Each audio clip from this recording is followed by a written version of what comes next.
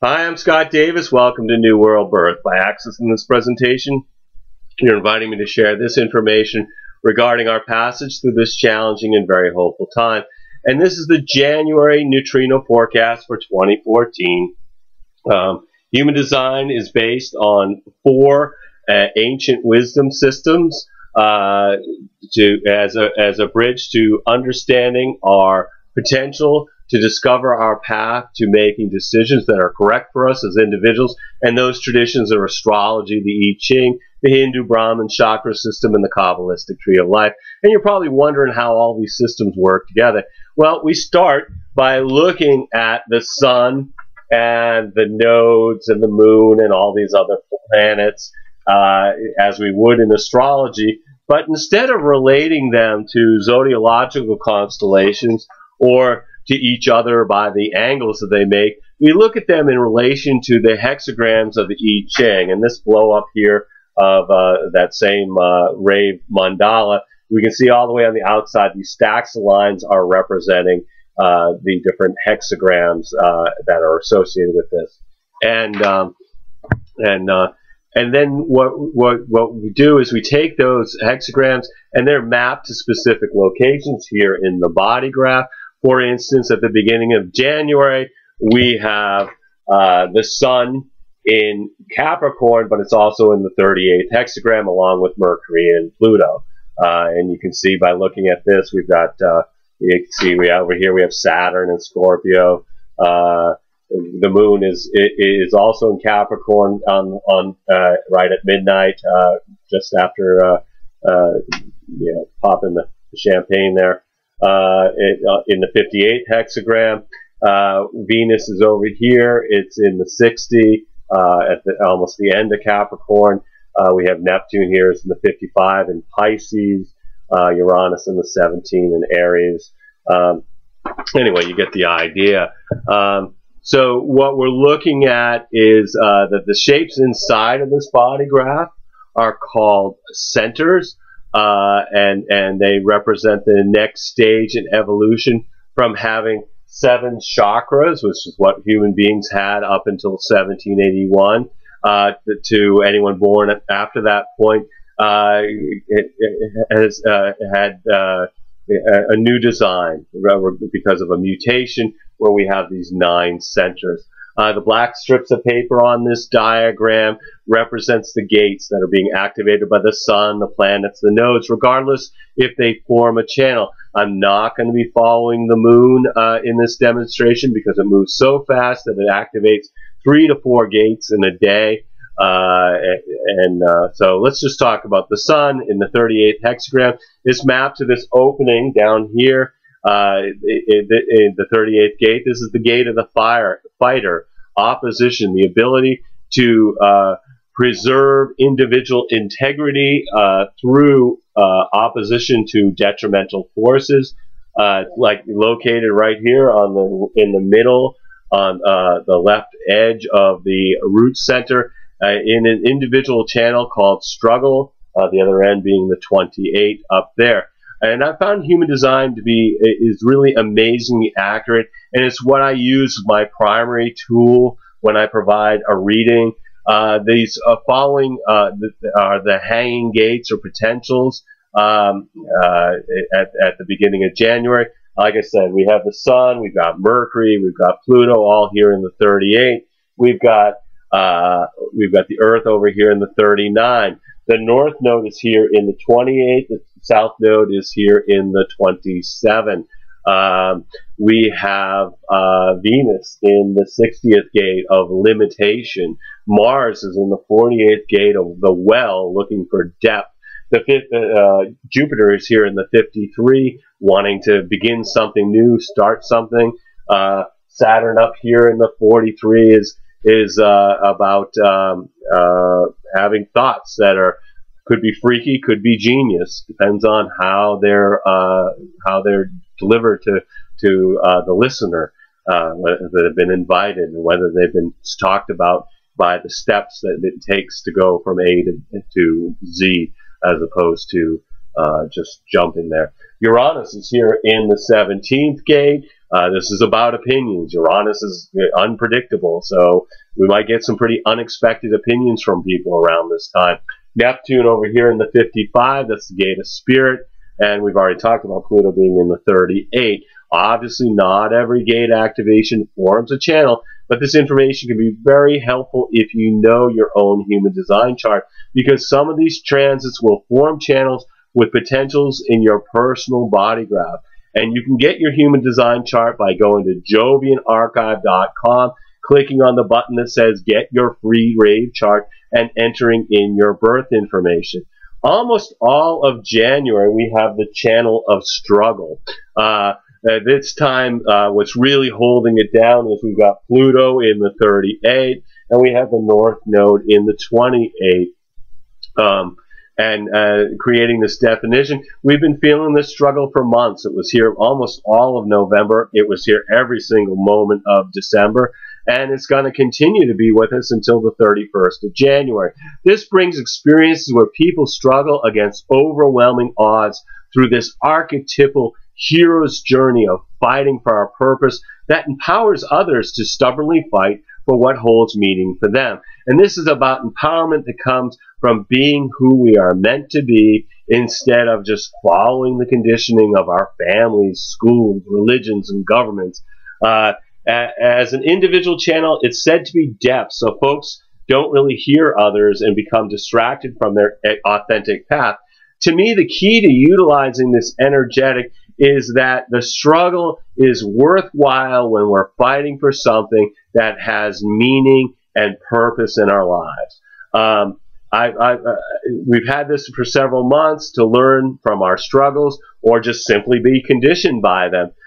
Following your human design strategy and authority, by doing that, your purpose will unfold. And this reminds me of like Christopsis, you know, that time when the caterpillar is in the cocoon in its pupa stage as it struggles to emerge and break through as a butterfly. And it's through that struggle that it develops the mechanics that it needs for its transformed vehicle. If it's freed from the cocoon without experiencing the work to liberate itself, it will not have what it needs to survive as a butterfly. My experience of friends with this channel is that I have to make them wait when they seek my guidance. If I try to answer their questions too soon, the answer is either not accepted, or if it's accepted, it's not applied. So they seem to need to stay in a disagreeable situation longer than most people. As a metaphor, let's say we have a well that's running dry. Most people might move on because the last few buckets of water are going to contain some kind of mud in them. So, but the folks I know with the channel of struggle are putting in effort not only to get all of the water from those last few bucketfuls, but they also are like scraping the bottom and pulling up, anything that they can to get that residual moisture. And I think that when those people leave a situation, they know there's nothing left to go back to because they've extracted the last bit of wisdom from every situation before letting go.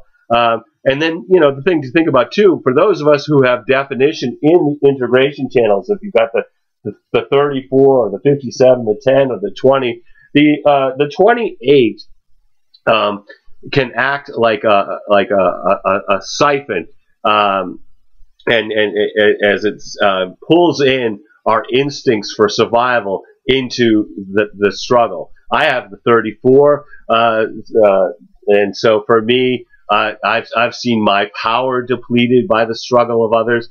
Of course, I'm conscious of this, and you know, these are people I care about, so I know that when it's happening, I know what's happening, and it's a choice that I make. But some people just go through this and they have no idea what's happening. So hopefully, if you're one of those people, this is going to be helpful. As we begin January, we've got the Earth here in the 39. It's connecting with Neptune in the 55. This brings the channel of emoting. It will be with us until January 5th.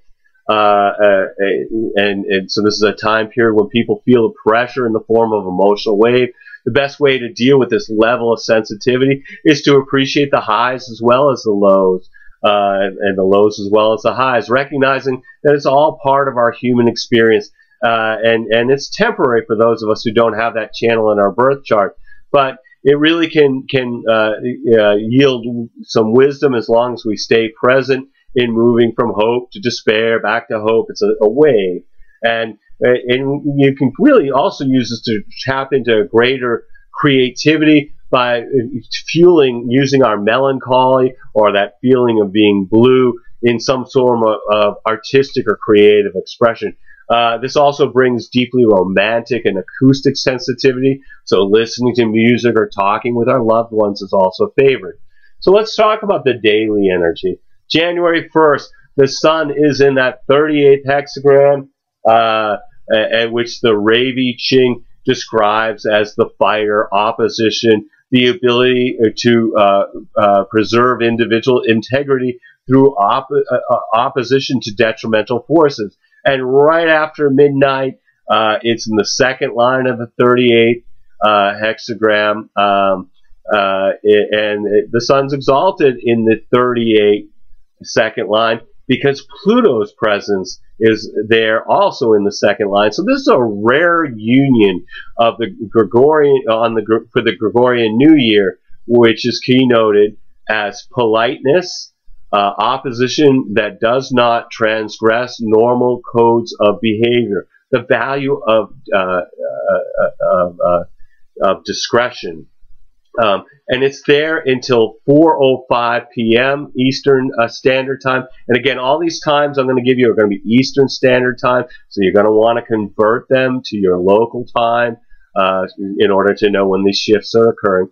The sun shifts into the third line, where it's naturally exalted as alliance, the ability to sustain through integration of similar forces, thus ensuring the vitality to persevere, the energy to integrate with others in times of struggle. And we're talking about, we're going to be talking about the Rave New Year in a moment, but let's consider all these energies that lead up to the Rave New Year, which is on the, I think it's January 21st.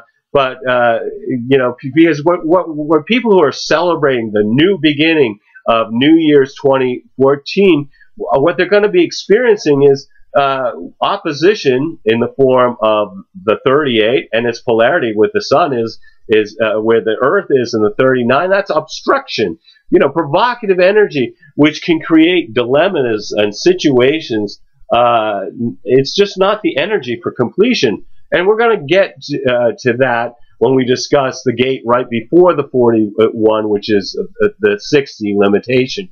This is also on New Year's. We're talking, this is the cross of tension. Folks are feeling tension on New Year's Day, not completion. If anything, we're looking backward. We're reviewing whether the time leading up to this day, we've achieved our purpose to fulfill our spirit. This is the beginning of really a closing down of the cycle that leads up to the Rave New Year. And the question it's asking is, was there a purpose to all this? I don't know. We'll have to see. On the 2nd, Mercury moves out of the 38, and it moves to the 54, the Marian Maiden. And also, retrograde Venus moves out of the 60, and it moves back into the 61 up here. In human design, Mercury is the messenger of the gods. Well, Mercury's the messenger of gods in Roman mythology. It was Hermes in Greek mythology.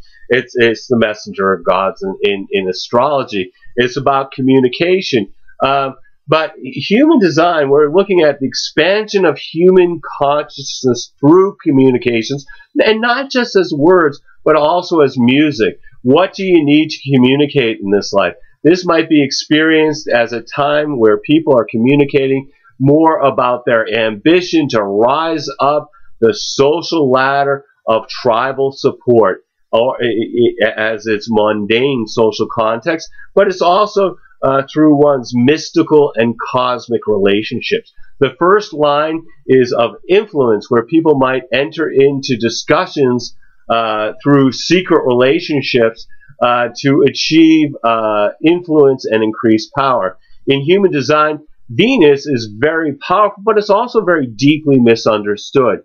It brings morality, natural law in which we deal with the other, and the consciousness of the world around us. What disturbs you on a moral level? The moral dilemma that you're going to work with in your life, that's where Venus is in your chart. And so, and if you don't act with moral clarity, Venus can really be nasty in its retribution. So it's in the 61st gate of mystery, the inner truth, the awareness of universal underlying principles. Venus is detrimented in the first line of occult knowledge, but because Venus is retrograde or appearing to move backwards from our perspective here on Earth, it enters into the 6th line of appeal, which can be inspiration that brings clarity to the collective, or it can be a delusion of doing so. And anytime there's not an exaltation or a detriment, I'm going to give you both, the exaltation first and the detriment second. In your chart, you can look at anything that's exalted is going to have an upward pointing triangle. Anything that's detrimented is going to have a downward pointing triangle. So anyway, this might be make acting with moral clarity difficult to determine. So this is all. It's always good to be using your strategy and authority. It's really the only safe bet, and knowing that what you need to be doing as far as your moral clarity. On the 2nd, the Sun moves into the 4th line of the 38. This occurs at 2:09 p.m., where the Sun is exalted due to Pluto once again. And this is described as investigation, analysis, which strengthens opposition. The energy is to recognize who can be of value in times of struggle. On the 3rd, the Sun moves into the 5th line of the 38th hexagram. This is at 12:13 p.m. Eastern Standard Time. Pluto in the 38th gate detriments the Sun in the 38th as alienation, a stage of opposition where when one is totally isolated.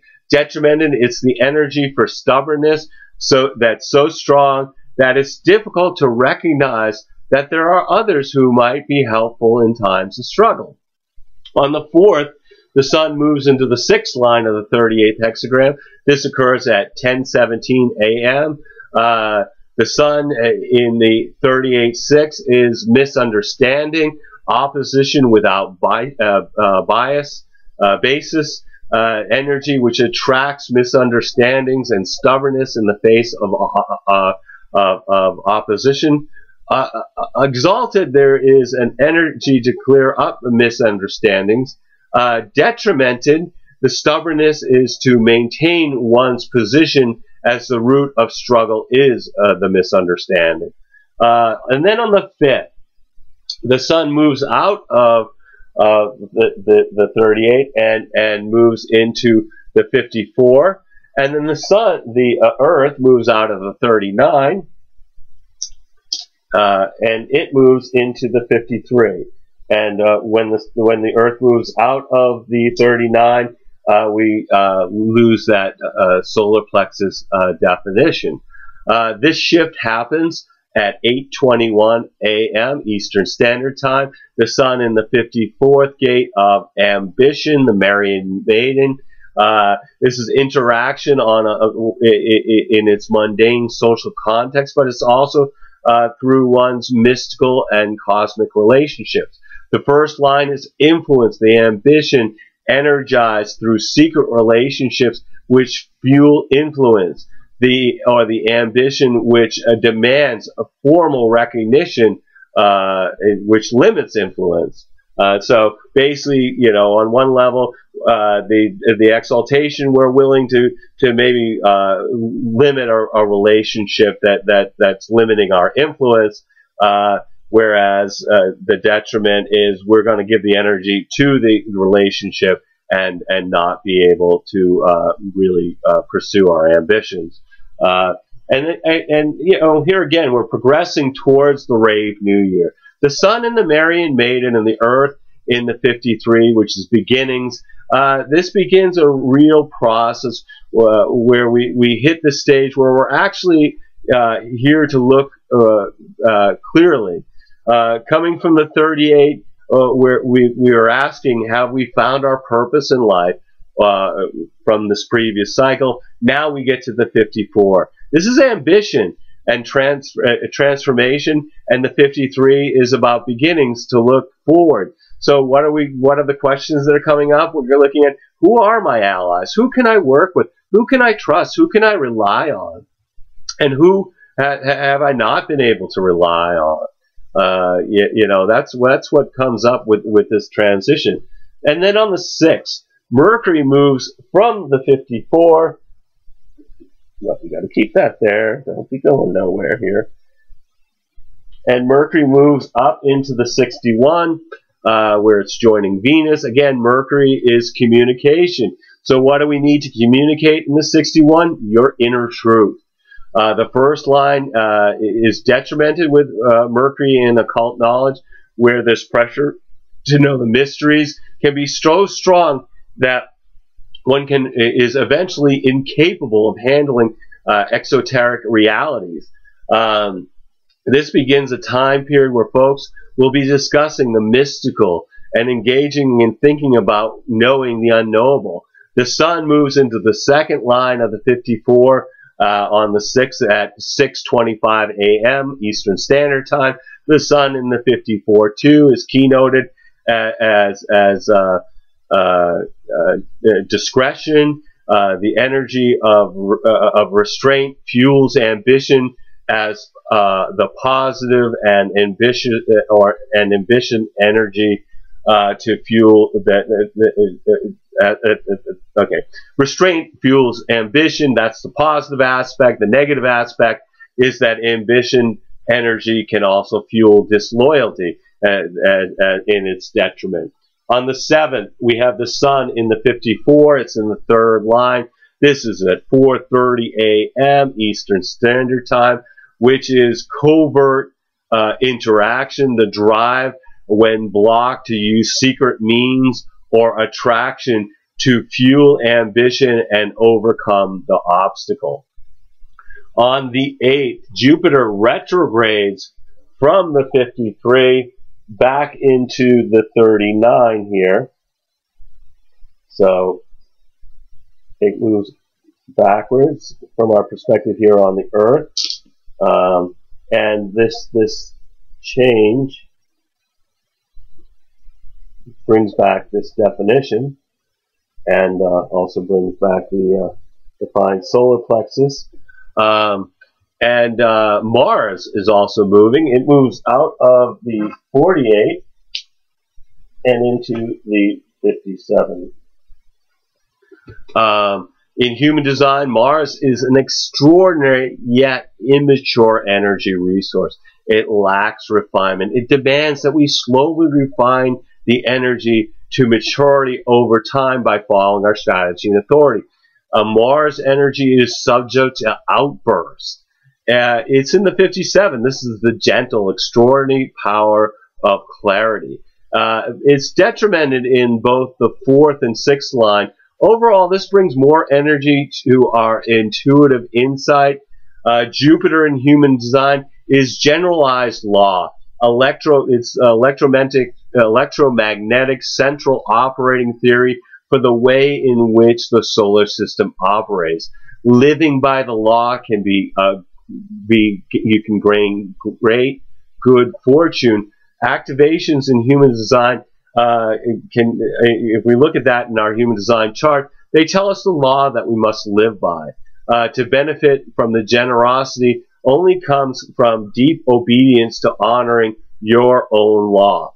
Jupiter in the 39th gate of the provocateur is about honoring our obstructions as they provoke analysis, assessment, and reevaluation. And since Jupiter is retrograde, we enter the 6th line, the troubleshooter, the natural gift for solving problems. with Jupiter in the 39 and Neptune in the 55. This brings back that channel of emoting, which we had at the very beginning of the month.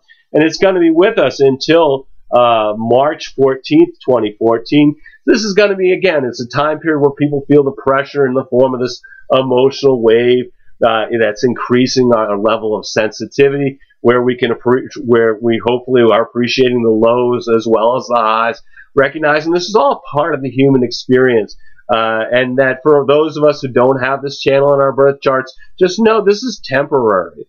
You know, you're not going to experience it, you know, after the March 14th, but obviously it's going to be here for a while. So, you know, it might be good to just sort of know what it's about.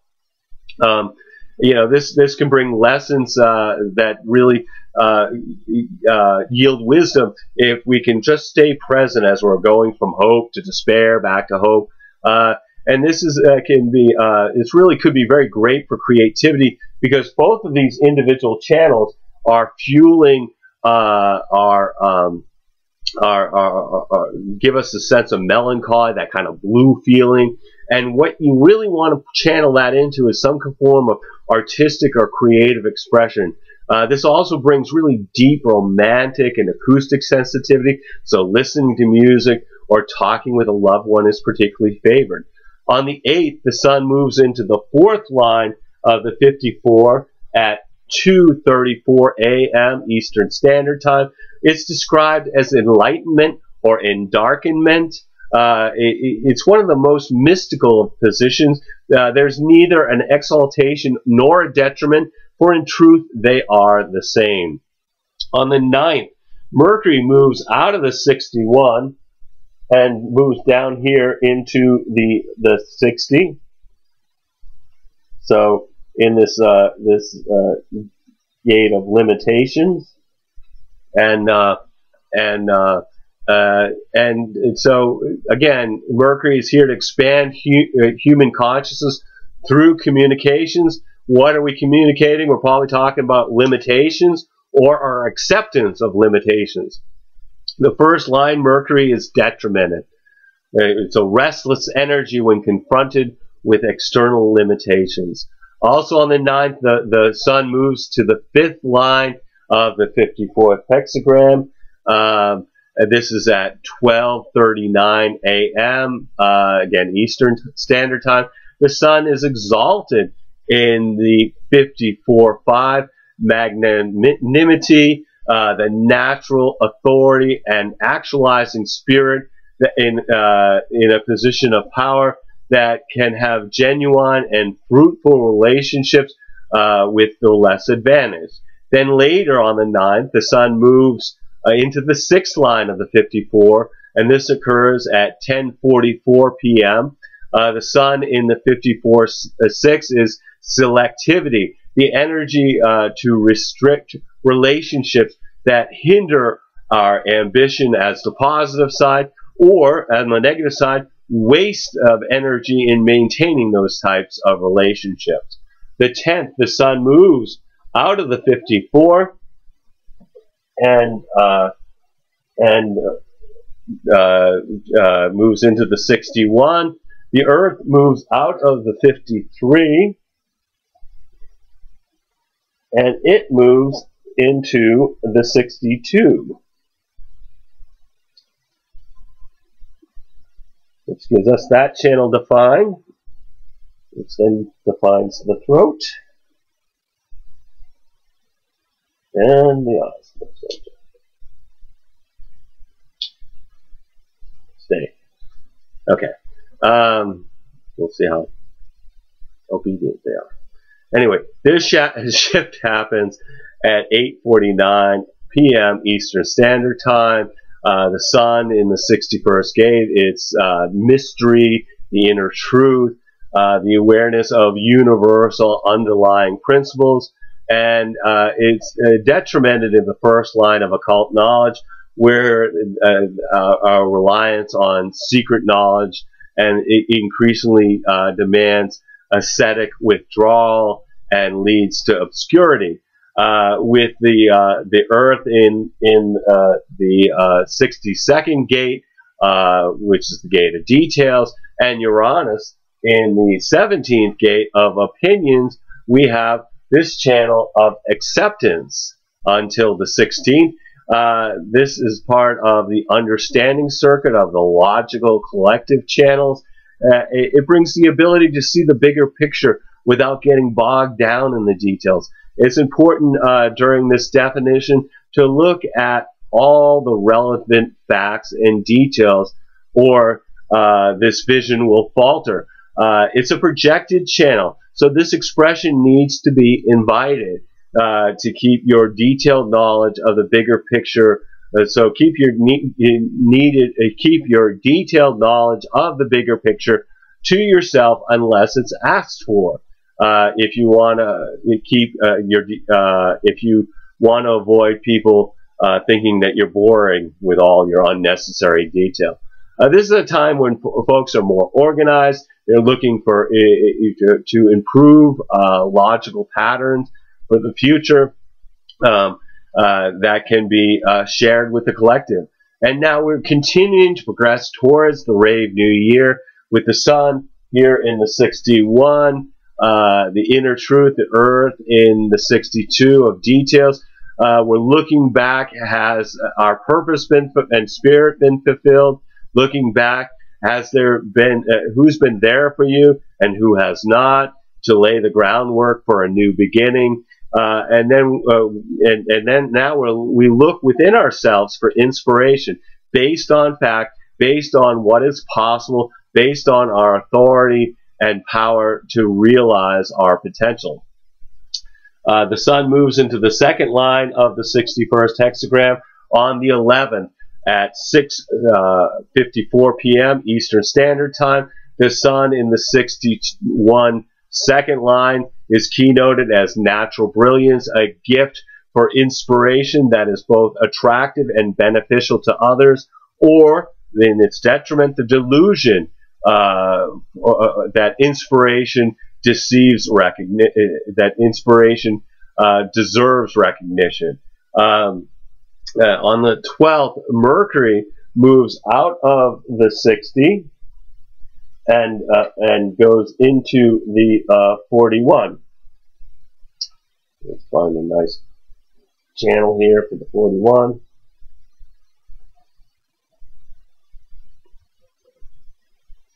All right, and this emphasizes communication about being under pressure to begin some sort of new emotional experience. This is the gate of contraction. It's called decrease, the limitation of resources, which maximizes development of potential. Mercury's detrimented in the first line of reasonableness, the appropriate delegation of responsibility. Detrimented is called the hothead, the tendency in understanding to assume capability, leading to strain and the urge to release feelings. Also on the 12th, retrograde Venus moves out of the 61 to the 54. So retrograde Venus is, let's find, it's now moved into the Marian Maiden. The Venus is traditionally represented by the five-pointed star, and it's really the female goddess of when we look at the planets that we have named that we know about. In human design, she's about morality, the natural law that we deal with the other and the consequences of the world around us, and and what disturbs us on a moral level. So in the Marian Maiden, we might find the ambitions of others or ourselves as moral dilemmas that we're going to work with in our lives. The 54 is the gate of ambition. Venus is detrimented in that first line, and in the first line of influence, and the third line of covert action. But again, Venus is retrograde. It's appearing to move backward from our perspective here on Earth. So it enters in the sixth line of selectivity, the energy to restrict relationships that hinder ambition, or a waste of energy in maintaining those relationships, bringing some moral clarity to our relationships or not. January 12th, we have the sun in the 61st hexagram. It moves into the third line at 4:59 p.m., which is interdependence. It is exceedingly difficult for truth to stand alone. The pressure to know is enhanced through collaboration, or the detriment, impatience with others, and the forsaking of relationships. On the 13th, the sun moves into the fourth line of the 61. This happens at 3:05 p.m. Eastern Standard Time, which is described as research. The pressure to know the fundamental principles and the illusion that collaboration will enhance inspiration. On the 14th, the sun moves into the fifth line of the 61st hexagram. This occurs at 1:11 p.m. The sun in the 61.5 is influence or pressure to know that may result in influence and wisdom, or the negative, resent challenges and demand acceptance. On the 15th, the sun moves into the sixth line. It's the 61st hexagram at 11:17 a.m. Again, these are Eastern Standard Time. The sun in the 61.6 is appeal, the profound attunement to the collective that can lure the public to truth, or the reliance on cliches and slogans that will fall on deaf ears as the detriment. And then on the 16th, Mercury moves out of the 41st gate, and it moves to the 19th gate. Let's get something a little shorter here. Moves into the 19th gate. This is the gate of waiting, the approach. That things are all interrelated is apparent and manifested through the action of approach. It's tribal. It's about resources to support our extended family. Although this refers to the material plane, it's also a gate in one of the three mystical channels. I'd expect to hear an increase in communication about social needs. Also on the 16th, the sun moves out of the 61st and into the 60th. So we move from the 61st down into the 60th with the sun. Of course, whenever the sun moves, the earth moves as well, and it moves out of the 62, and it moves over here into the 56. And with that, the definition of the Ajna center and the throat center are no longer being defined by the transit. This shift happens at 9:23 a.m. Eastern Standard Time, with the sun in the 60th gate of acceptance, limitation. The acceptance of limitation is the first step in transcendence. And in the first line, it's harmonic energy that can deal with external limitations, or the detriment, restless energy when confronted with external limitations. Now, we are continuing to progressing towards the Rave New Year, and so we have the sun and the gate of the limitations. This is a time of letting go of the seduction of the mind, letting go of the insecurities that are driving us to believe that we need to make something happen. Closing the book on the past to be ready to step forward into a new cycle, to get clean.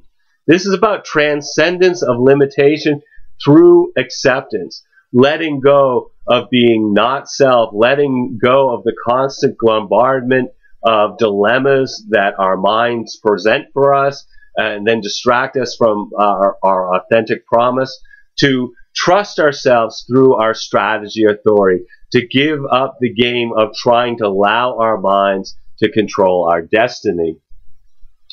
And then the sun moves into the second line of the 60th hexagram on the 17th at 7:29 a.m. again Eastern Standard Time. Sun's detrimented in the in the second line. It's keynoted as decisiveness, the adaptation to restraint that becomes habitual and maintains the nature of limitation even when it no longer exists. January 18th, the sun in the 60th hexagram goes into the third line. This is at 5:35 a.m., which is conservatism. The energy to either maintain identity and security despite the limitations, or the detriment ignores the limitations and pays the price. And then on the 19th, Mercury moves from the 19th gate to the 13th gate.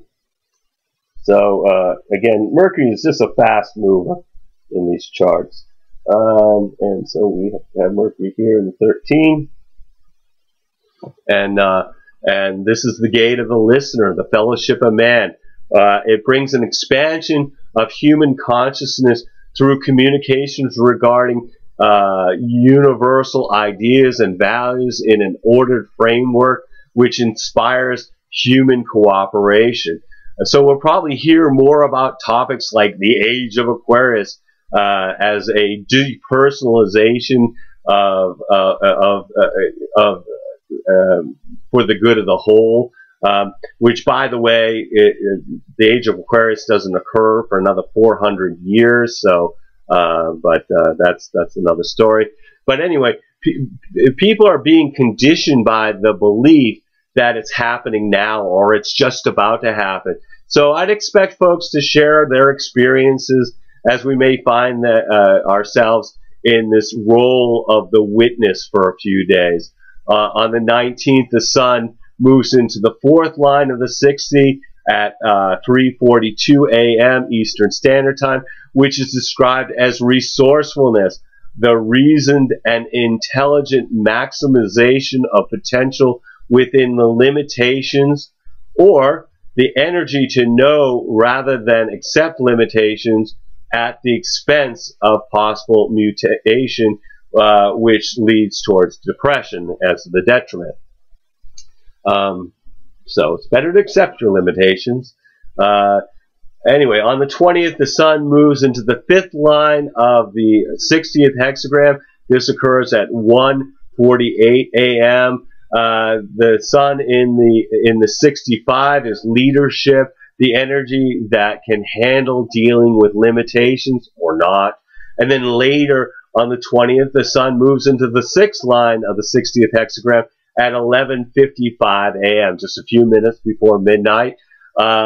And the sun in the 60 hexagram in the sixth line is rigidity, to recognize when absolute rigidity is essential, but with innovative applications to lessen severity, or the negative aspect is uncompromising and severe acceptance of restraint that becomes unbearable.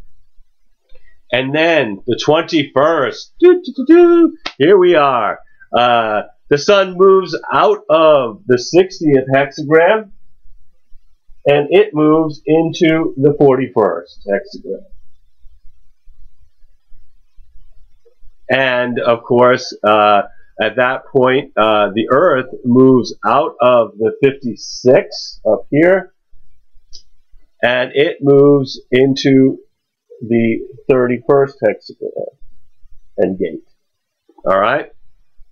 So this shift happens at 10:02 p.m. Eastern Standard Time, with the sun in the 41st gate of contraction, decrease, the limitation of resources, which maximizes development of potential.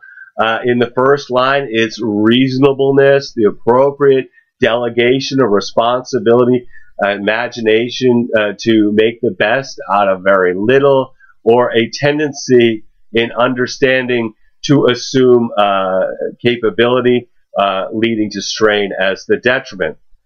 So the 64 hexagrams have corresponding codons in DNA. And with the sun in the 41st, the 41st is the only initiating codon. This begins every string of genetic information. Every genetic sentence begins with the 41st gate, which is the stream of the human experiential wave as it moves from the 41st through the 30 to the 36 to the 35. So it's moving here, connecting over here with the 30. This is fate, and then it continues into crisis, and then reaches the throat with its expectations. This is the stream of desire for experience.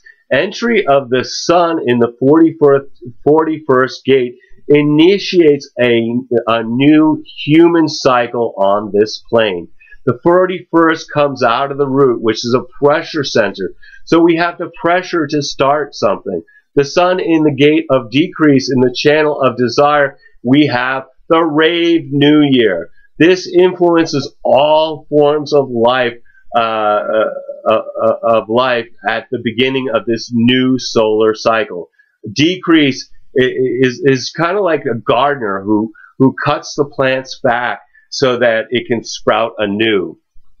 And in looking at this Rave New Year chart, we have, of course, we have these two channels, and we have single definition.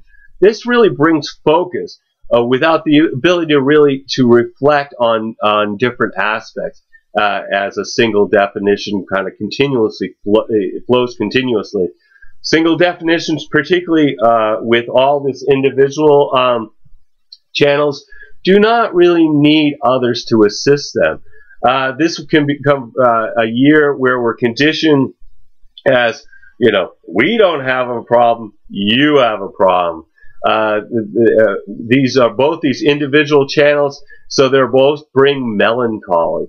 This is a time of struggling when there's very little.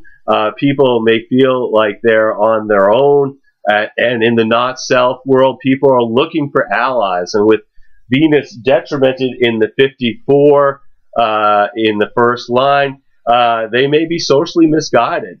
And we're looking for recognition that ultimately could diminish our power. Pluto is exalted in the 38 in the third line. There's a pressure to fight and integrate with others in times of struggle. Connected again to the North Node in the 28-1, preparation, the intuition for detail to be potentially applied or not. And then this whole channel leads up to this 57, which is where Mars is in the 6th line. It's detrimented. It's the intuitive clarity that points to a problem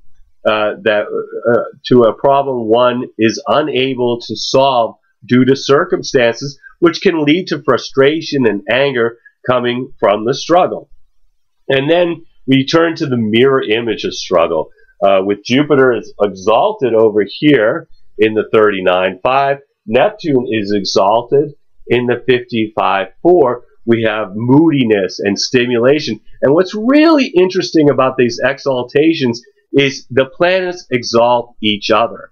Neptune is exalted in the 39.5, where Jupiter resides, and Jupiter is exalted in the 55.4, where Neptune resides. This is very important life force experience through the emotional wave, moving us again from hope to despair, back to hope, which can be tapped for enormous creativity. For folks that are not emotionally defined, this can be unsettling. This year speaks of the rare ability, speaks of a rare ability not to overcome, but to bypass obstacles, inevitably leading to expansion and prosperity. Of course, it's very important to understand this. It's inevitable. That doesn't mean that that it's immediate. It takes time, and with a defined solar plexus this year, it's deeply emotional, meaning that there's no truth in the now. Truth is not something that's going to be there this year. There's going to be confusion with Neptune in the 55 and Jupiter is the law in the 39. With this, there's going to be confusion about the law. It becomes very important to honor your own law, which is your strategy and authority. Whenever I look at an event like this that can be used to forecast an upcoming time period, I consider the south node as the first half of the time period and the north node as the second half of the time period. So for the first 6 months of the Rave New Year, they're being governed by the 27-1, which is detrimented, and then the second half of the year is it has the influence of the 28-1. So the not self world moves from envy and its attendant misfortunes to then using intuition to apply energy to detail or not in the second half of this Rave New Year. Of course, we're all moving towards 2027 and the end of the cross of planning, as a background frequency is going to insist that we have our own authority to guide us, because we're not going to have the infrastructure to support us. Because as the cross of planning is deteriorating, we're seeing that these basic structural supports that have been put in place through governments and institutions continue to dwindle. As Ross said in the past, never mind this year. And it's just not going to track any better in the years building up to 2027, because we have a slow breakdown of the 4037 community infrastructure. It's not about waiting for a New Year's forecast that's going to be all bright, got to be full of light and brightness, because that's not what it's happening. You have to see that the counterpoint is the dissolving of the infrastructure is the empowerment of the individual. This is the only counterpart. What your strategy and authority offers you is the empowerment of the individual, to align yourself with this frequency of who you truly are. So best wishes on this Rave New Year. May you live it as yourself. And that's all a beautiful raw quote from one of his Rave New Year broadcasts that I like to pull in as I'm talking about a Rave New Year. All right, the 22nd, retrograde Venus moves out of the 54 and into the 38. So it moves down here. And Venus, like I said, we're very powerful energy, deeply misunderstood energy. It's about morality. It's about natural law, in which we deal with each other and the consequences of just living in the world. What disturbs us on a moral level? Venus is in the gate of the fighter, the ability to persevere, to preserve individual integrity through opposition to detrimental forces. Again, Venus backs into the sixth line of misunderstandings, opposition without basis. The moral dilemma of the 38 is the preservation of authority and integrity, even if it means confrontation. The Sun moves into the second line of the 41st hexagram on the 22nd at 8:09 a.m. Eastern Standard Time. The Sun in the 41-2 is keynoted as caution, humanism tempered by pragmatism, a conservative nature that does not risk its own security in aiding others, as the exaltation, the detriment, throwing caution to the wind, depleting valuable resources for temporary recognition. On the 23rd, Mercury moves from the 13 to the 49. So, over here.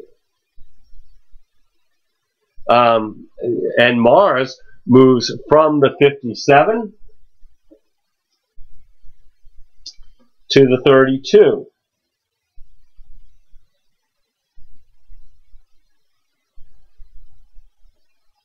Keep it in this channel here. All right, and again, human design. Mercury is communication, expansion of human consciousness through communications. It's sound. It's music. So what do we need to communicate in this life? In the 49, it's revolution. It's the gate of principles.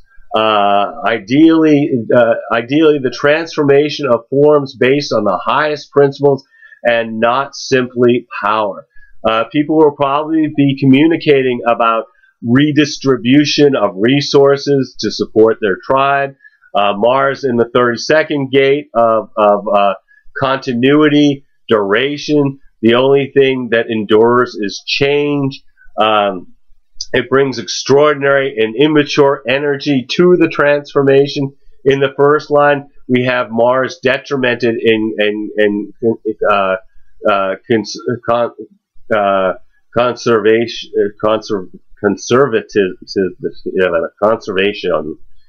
The uncontrollable urge to bypass essentials,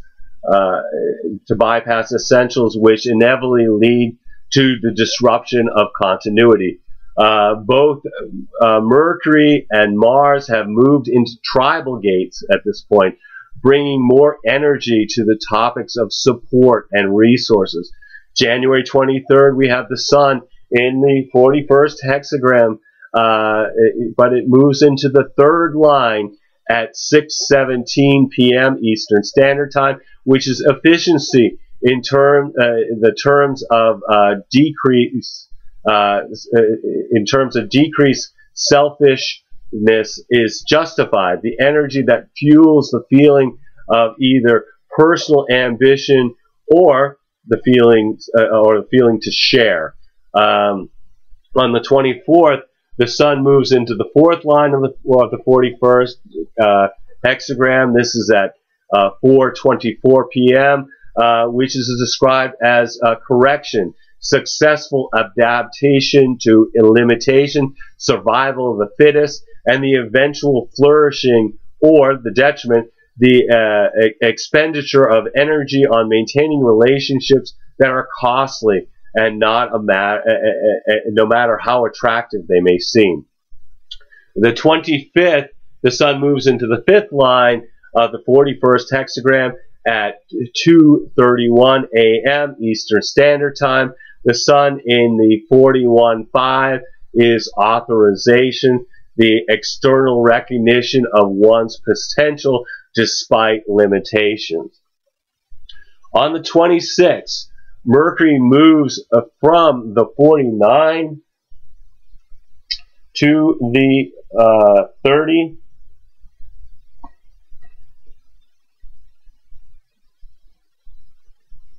So that gives us that channel as well.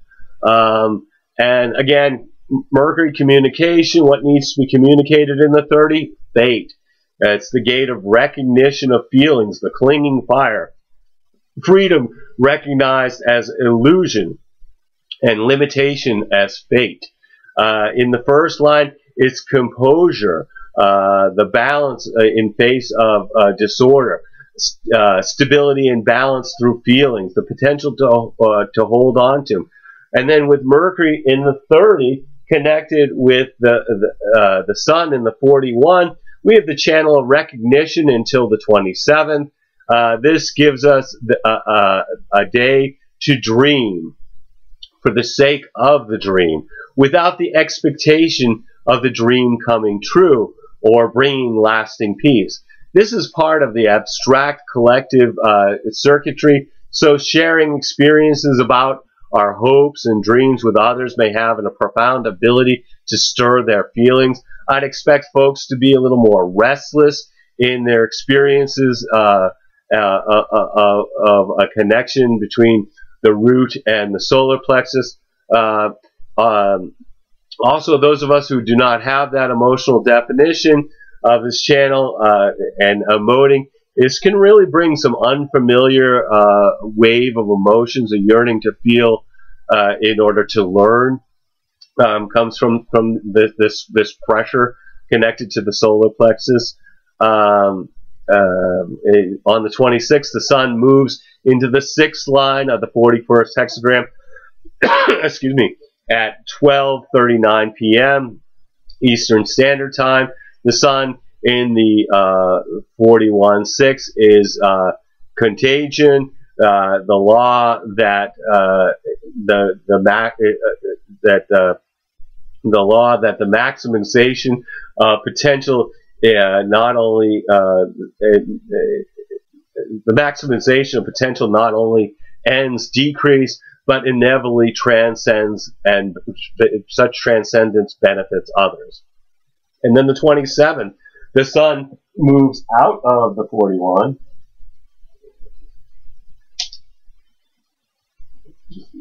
There. The sun moves out of the 41. So 30. And it moves to the 19th.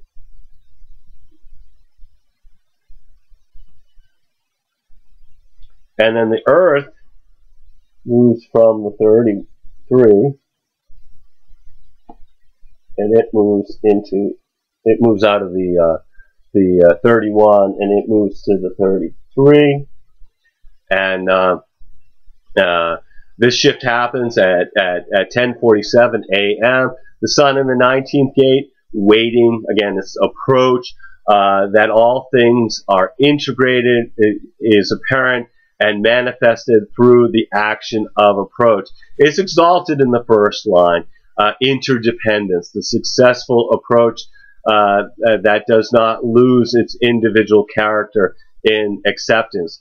And with the entry of the sun into the 19th hexagram, we really feel this pressure of a new year beginning, the pressure to needs, the need to have enough food, and not just for you, but for your whole tribe, and maybe even some extra in case some of your extended tribe needs resources as well.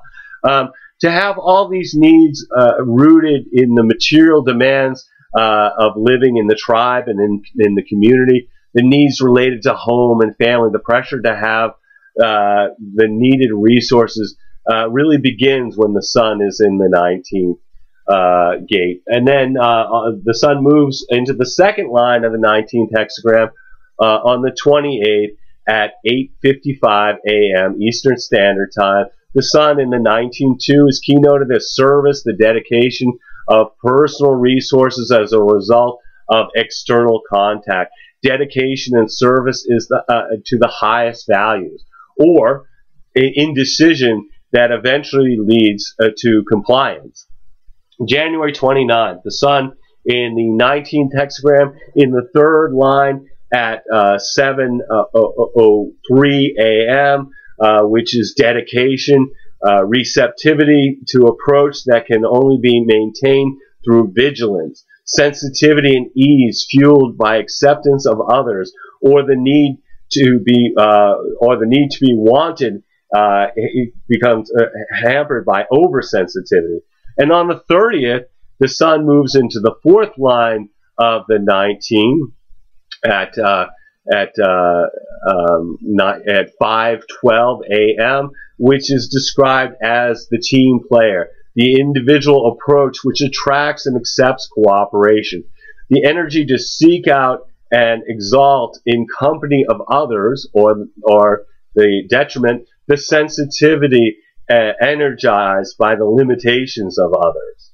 On the 31st, the North Node moves from the 28 into the 50.